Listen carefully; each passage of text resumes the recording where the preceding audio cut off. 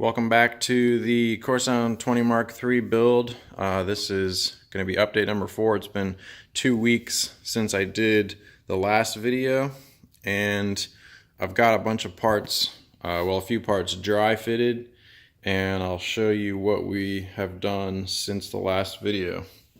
So we didn't really get to work on it until yesterday, which was Sunday, but Taylor got the filleting and taping done on part of the ballast tank, bulkhead number 4.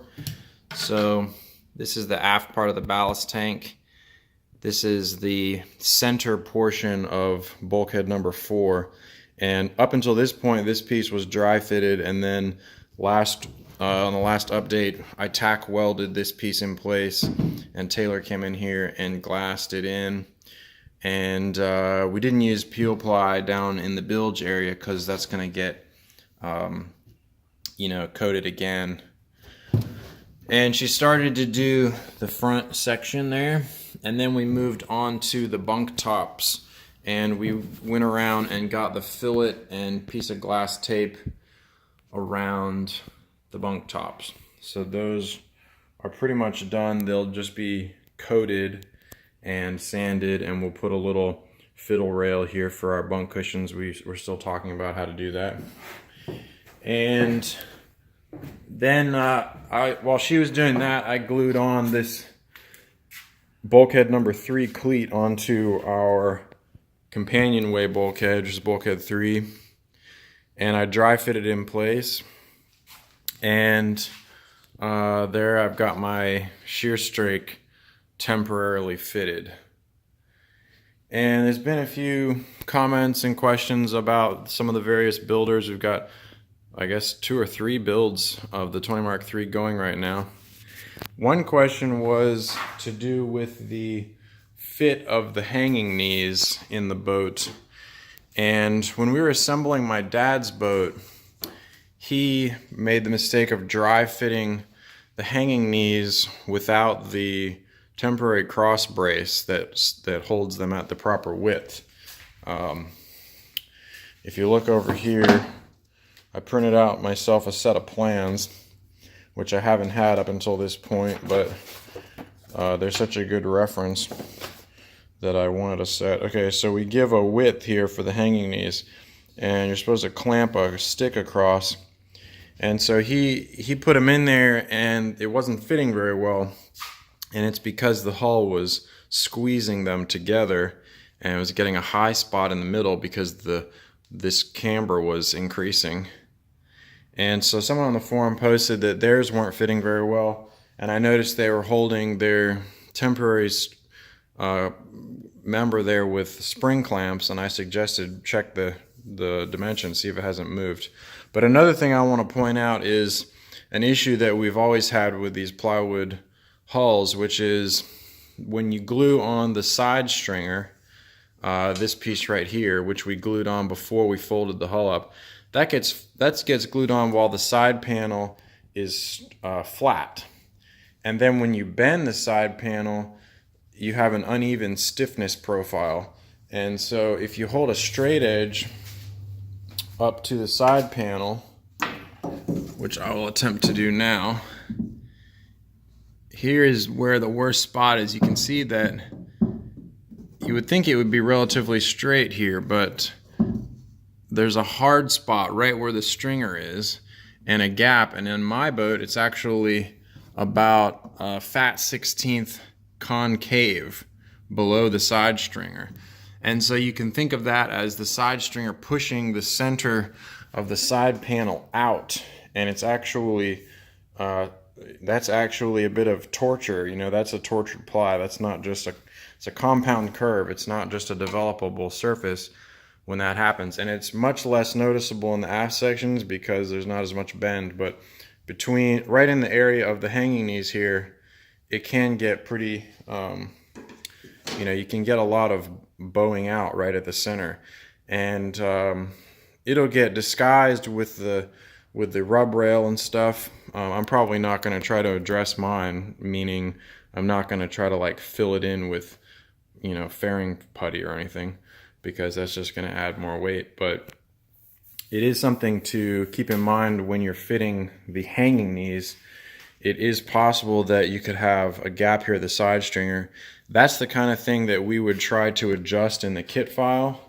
I didn't have any issues with my hanging knees fitting that I recall, so I think we did adjust for it. But it also has to do with the humidity when you glue your side stringer on, what the humidity level of your plywood is. We're air conditioned here, so I think mine would be more of a worst case because the panel is very dry if you were doing it outside or in a non-air conditioned garage. You might have less than what I just showed you there. But it's just something to keep in mind. You know, with a precisely cut CNC kit, we're still working with plywood, and I've seen, you know, bulkheads that fit one day and then the next day it's like a different bulkhead because the plywood breathes just like any other wood.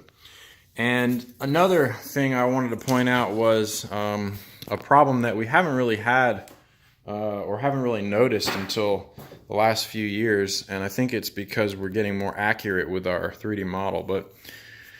And this is a small thing, but if you look at the gear chine here, you see the gap on the front side is bigger than on the back side. And on my kit, I actually had to clip some off of the forward edge of the gear chine. And I know others have had to do the same thing. On my father's boat, it actually wasn't a problem. It dropped right in. And you might think, well, the finger joint varies, and it's true that the finger joint adds one variable to the side panel, but mine was consistently larger gap on the front than the back, so that suggests that the side panel is shifted forward. And if you go all the way to the back, you can see here it's the same thing. I've got a bigger gap here and actually had to clip a little bit off of that one to get it to drop in. And you'll see at the very back I came out about not quite, about 3/16 short. And you can see my transom, which we geared the transom here. I think we might have eliminated that in the kit because of this issue. I think it just wasn't worth gear chining the transom. But anyway, the side panel you can see is about 3/16 short. So my transom actually ended up with a tiny little bit of camber, which is actually not a bad thing. And this will all get radiused and rounded and blended and whatnot. But so why did that happen? Well, I have a little demonstration model here. This is a strip of plywood. This is a strip of 6mm plywood that is about 48 inches long, and I've got a piece of paper tape, a paper strip that is just sitting on top of it. You can see, I'm trying to do this one-handed. It's taped to the opposite end. So right now, the paper, is lined up with the end of the plywood. If I can get it to focus. Anyway, it is. And on this end, it's exactly the same length as this strip. And so I'll try to do this one-handed, but if we bend this strip like such, you'll notice the paper gets longer than the plywood. And if I straighten them back out, they become the same length. So what's happening here is basically a neutral axis problem. There, I'm bending it again, and it comes up short. So what's happening here is a neutral axis problem, and it has to do with, you know, you have something that has thickness, and you go to bend it. So say you have a certain dimension here, you go to bend it. Come on, focus. And the neutral axis is the axis down the center of the thing, and it could be up or down within the section depending on the difference between how much this material compresses on this side versus stretches on this side, because this side's in tension, this side's in compression. So for plywood, it seems to be about in the middle, And so if this measured 48 inches long, then this neutral axis, so that's called the neutral axis, would measure 48, and the outside would be a little long, the inside would be a little short. And so what we're seeing here on the boat is a neutral axis problem. The side panel was created from the inside surface of the 3D model, and and so when you bend that flat surface around, it comes up 3/16 short, which you can see here. And it also explains why the fingers fit well at the bow and fit worse and worse as you got to the back. And so this is a very subtle thing, but on a boat this size, obviously, it came out about 3/16 at the back. And, you know, other variables like the finger joints and, like I said, the humidity can affect this. But I noticed in my boat that when we folded up the hull, you know, we have pen lines drawn on the bottom and the side. So, of course, the pen lines were also mismatched. You know, on the side panel, they were shifted a little bit ahead. And so there's slots in the bottom for the bottom stringers, the little tabs. And also the bulkheads have little tabs dropping through the bottom panel. And so because of that, the bulkhead's position was fixed. So we used a level to plumb the bulkheads.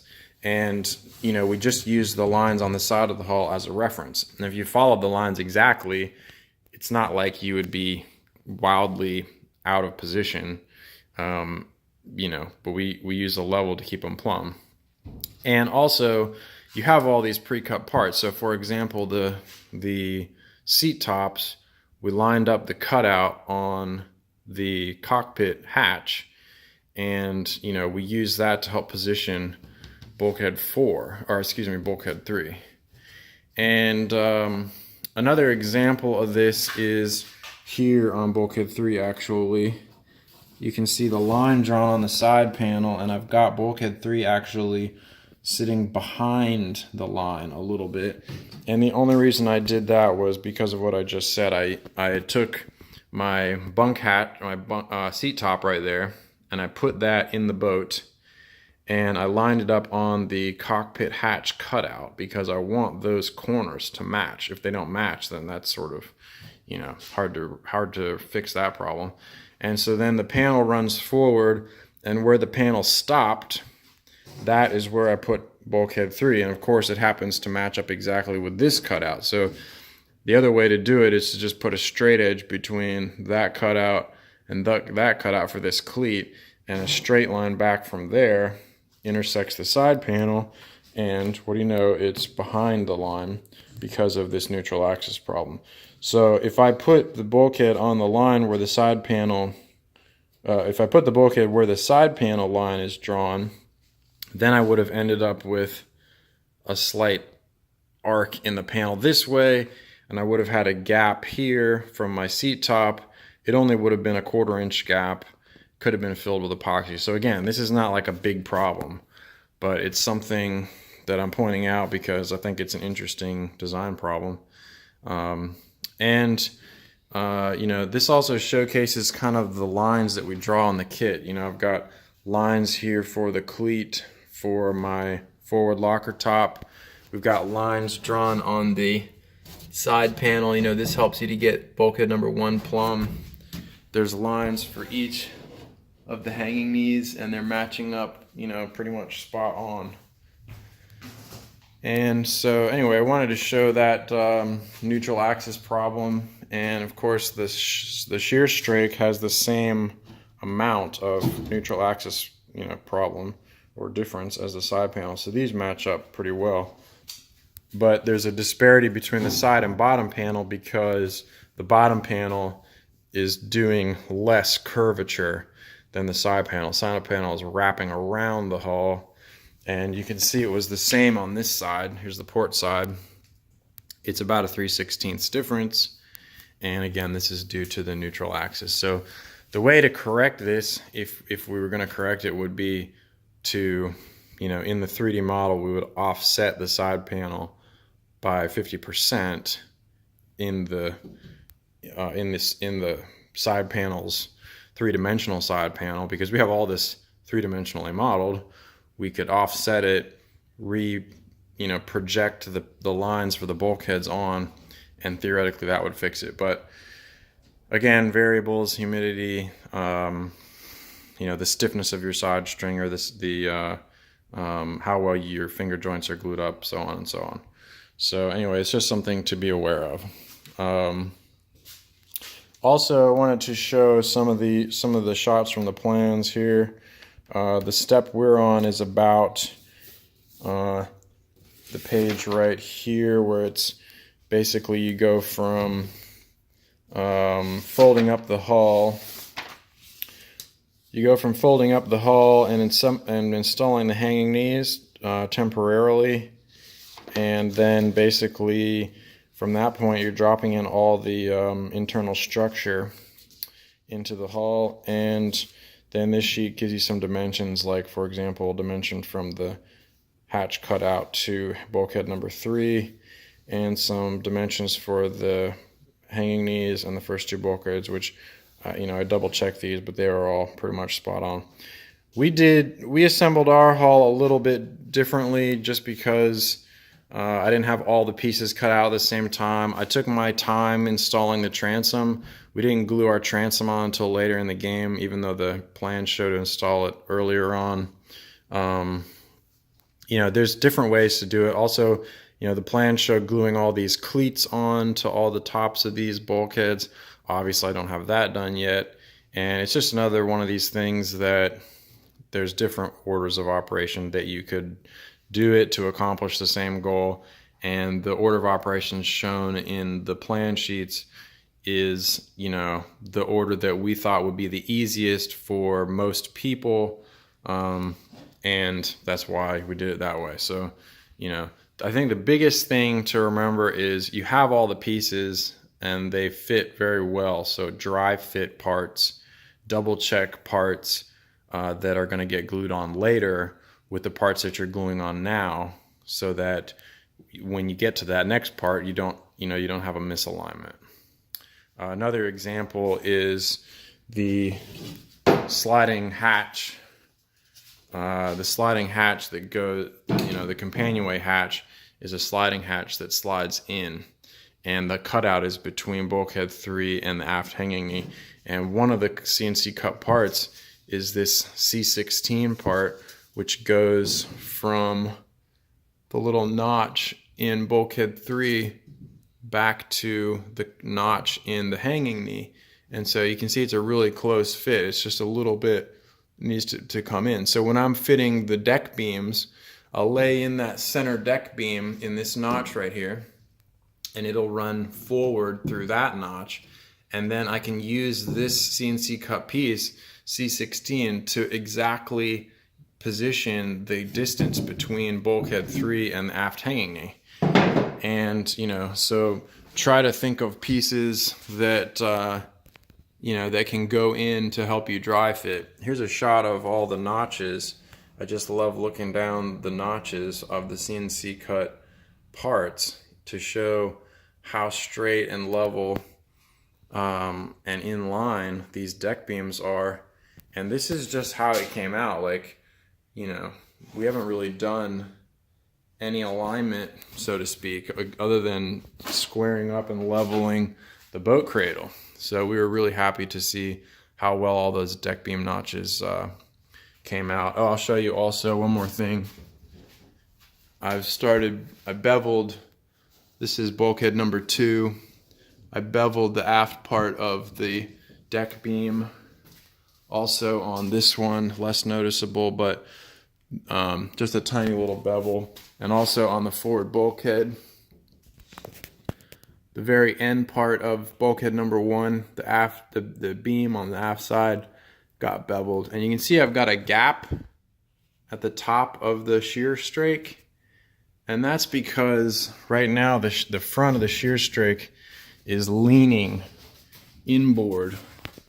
I don't know if you can see, it's basically leaning to the inboard side. And so if I push it outboard, which it will be pushed outboard when the other one goes on, you can see that gap closes up.